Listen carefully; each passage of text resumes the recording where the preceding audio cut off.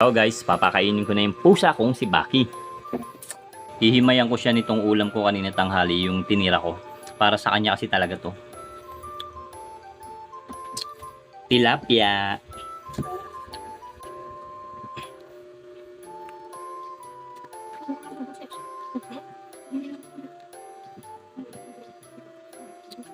Yan, okay na to. Okay na yon kasi pinakain ko na rin naman siya kanina. Merienda niya to. Wow, sana all may merienda.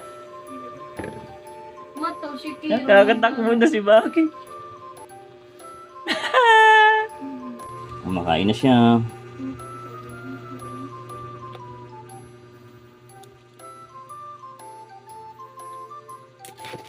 Hmm.